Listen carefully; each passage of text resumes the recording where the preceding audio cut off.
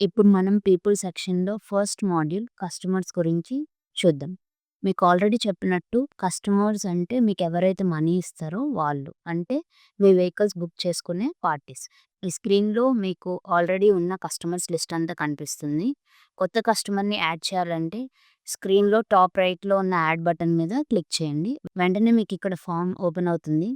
ఇందులో మీ customer name, GST number, email, phone, address, city, state, country and opening balance information ఇలాంటి basic details మొత్తం fill చేయాలి. For example let's say మీరు ఒక కొత్త కస్టమర్‌ని యాడ్ చేయాలి. శ్రీ లక్ష్మి ట్రేడర్స్. వాళ్ళకి హైదరాబాద్ నుంచి చెన్నైకి రెగ్యులర్‌గా లోడ్స్ పంపిస్తారనమాట. సో, ఆ కస్టమర్‌ని ఇక్కడ యాడ్ చేద్దాం. మీరిక్కడ అబ్జర్వ్ చేస్తే కొన్ని ఫీల్డ్స్ పైన రెడ్ స్టార్ మార్క్ ఉన్నాయి. అవి మ్యాండేటరీ ఫీల్డ్స్ అనమాట. రిమైనింగ్ ఫీల్డ్స్ అన్నీ ఆప్షన్. మీరు ఎంటర్ చేయకపోయినా పర్లేదు. బట్ మ్యాండేటరీ ఫీల్డ్స్ మాత్రం ఖచ్చితంగా యాడ్ చేయాలి. సో, ఇప్పుడు నేను కొత్త కస్టమర్‌ని యాడ్ చేస్తున్నాను. శ్రీలక్ష్మి ట్రేడర్స్. కస్టమర్ ఐడీ దీన్ని ఇగ్నోర్ చేయొచ్చు. ఇది ఆటోమేటిక్‌గా సాఫ్ట్‌వేర్ జనరేట్ చేస్తుంది. జీఎస్టీ నంబర్ ఉంటే యాడ్ చేయండి. తర్వాత మెయిల్, ఫోన్ నంబర్. ఇక్కడ మీకు ఇంకో ఫీల్డ్ ఈజ్ యాక్టివ్ అని కనిపిస్తుంది. దీని యూజ్ ఏంటంటే ఫ్యూచర్‌లో మీరు ఈ కస్టమర్‌తో పని చేయకపోతే ఈ ఆప్షన్‌ని అన్‌చెక్ చేయండి. అప్పుడు ఈ సాఫ్ట్‌వేర్‌లో అదర్ ఫ్యూచర్స్‌లో ఈ కస్టమర్స్ అనేవాళ్ళు కనిపించరు డిజేబుల్ చేసిన వాళ్ళు. నెక్స్ట్ మీరు చూస్తే address information and city, state, country అనేవి మ్యాండేటరీ ఫీల్డ్స్. ఎందుకంటే ఎస్పెషల్లీ మీరు జీఎస్టీ బిల్లింగ్ యూజ్ చేస్తే సాఫ్ట్‌వేర్‌లో ఐజీఎస్టీ, సీజీఎస్టీ, ఎస్జీఎస్టీ అనేవి ఆటోమేటిక్‌గా కాలిక్యులేట్ చేస్తది. సో, ఈ 2 ఫీల్డ్స్ మ్యాండేటరీగా మీరు సెలెక్ట్ చేయాలి. నెక్స్ట్ జిప్ కోడ్ ఆప్షన్ ఉంది. ఇక్కడ ఈ 2 ఆప్షన్స్ ఇగ్నోర్ చేయండి. ఇవి ఫ్యూచర్ యూజ్ కోసం.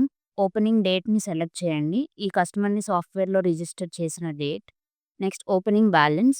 రిజిస్టర్ చేసేటప్పుడు కస్టమర్ మీకు ఎంత అమౌంట్ పెండింగ్‌లో ఉన్నారో అక్కడ ఎంటర్ చేయండి. సాఫ్ట్‌వేర్ బ్యాలెన్స్ అక్కడి నుంచి ట్రాక్ చేస్తుంది. ఫర్ సపోజ్ శ్రీలక్ష్మి ట్రేడర్స్ అనేవాళ్ళు మీకు 50,000 బ్యాలెన్స్ ఉన్నారనుకోండి. సో, 50,000 ఎంటర్ చేయండి. అన్ని ఫీల్డ్స్ ఎంటర్ చేసిన తర్వాత సేవ్ చేయండి. కస్టమర్ అనేది ఇప్పుడు సేవ్ అయింది. ఇప్పుడు ఆ పర్సన్ కోసం మనం సెర్చ్ చేద్దాం. శ్రీలక్ష్మి ట్రేడర్స్ ఇక్కడ సెర్చ్ చేయగానే ఆ కస్టమర్ మనకి పైకొచ్చారు.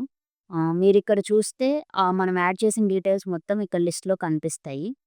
ఇక్కడ రైట్ సైడ్‌లో యాక్షన్ బటన్స్ ఉన్నాయి. Enable and disable. ఇప్పుడు మీరిక్కడ డిజేబుల్ చేశారంటే ఈ కస్టమర్‌తో మీరింక పని చేయట్లేదు అని అర్థం. నెక్స్ట్ బటన్ వచ్చేసి ఎడిట్. ఎడిట్ మీద క్లిక్ చేస్తే ఈ కస్టమర్ ఇన్ఫర్మేషన్ మీరేదన్నా అప్డేట్ చేసుకోవచ్చు. Next we have view page. ఇక్కడ మీరు ఈ కస్టమర్ నేమ్ మీద క్లిక్ చేస్తే మీకొక వ్యూ పేజ్ ఓపెన్ అవుతుంది. ఇందులో మీ customer full details like personal information, address information and balance information ఉంటుంది. వాళ్ళ related trips, invoices, receipts etcetera అన్నీ కనిపిస్తాయి. అండ్ ఆ కస్టమర్ యొక్క కరెంట్ బ్యాలెన్స్ కూడా కనిపిస్తుంది. ఇక్కడ మీరు చూస్తే శ్రీలక్ష్మి ట్రేడర్స్ వాళ్ళ కరెంట్ బ్యాలెన్స్ 50,000 డీఆర్ అంటే 50,000 మీకు అప్పున్నారు.